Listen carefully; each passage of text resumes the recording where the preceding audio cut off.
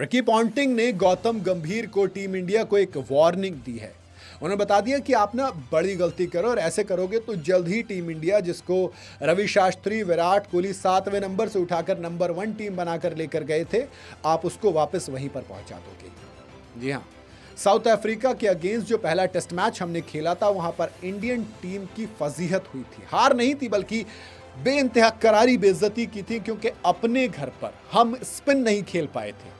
Simon Harmer को हम 8 wicket दे गए। एडन मार्करम, केशव महाराज, सारे स्पिनर्स ने विकेट चटकाए और हमारे स्पिनर्स वहां पर भजिया तल रहे थे। वही लगा यार, क्योंकि स्पिनर्स को तो हमें अच्छा खेलना था, हमारे स्पिनर्स को सामने वाली टीम के विकेट चटकाने थे, लेकिन उल्टा हो गया।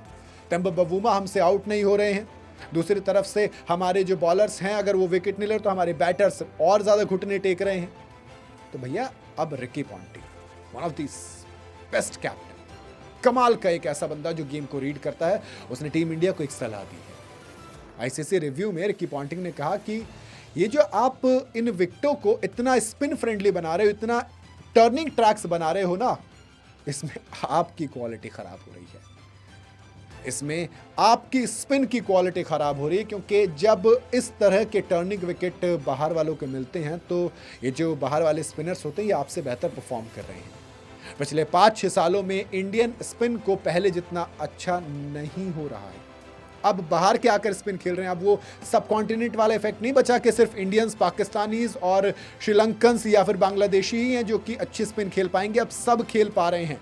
अब हर टीम में आप देखेंगे स्पिनर है। एक टेस्ट में नाथन लियोन ऑस्ट्रेलिया के पास हैं, इधर इजाज पटेल आकर हमारे घर में आके हमको 10 विकेट ले जाते हैं। मिचेल सेंटनर अच्छा करते हैं।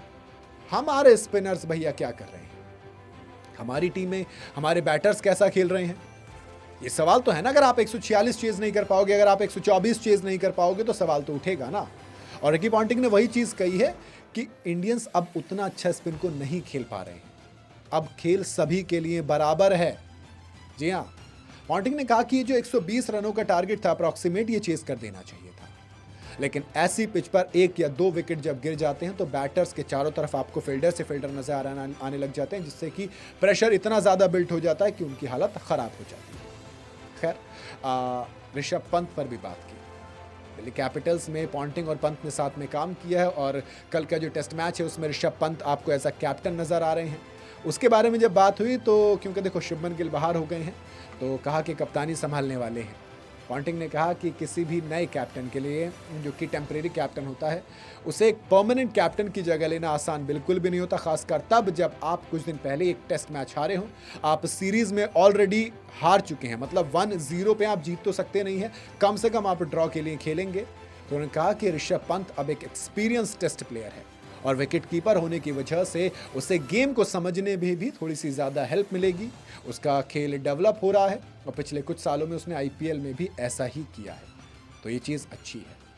ऋषभ पंत की तारीफ की है, बताया कि आपको जो चाहिए वो ऋषभ पंत आपको दे सकते हैं, लेकिन सवाल वही कि आप टर्निंग ट्रैक्स के भरोसे मत जाइए। उधर सौरव गांगुली ने कहा कि भैया पेसर्स पर तो भरोसा जताइए, आप खिलाइए शामी सिराज, बुमराह को, और फिर देखिए जलवा, रन बनाइए जैसे विराट कोहली बनाते थे। ब्रेड हैडन ने वही वाली बात कही है।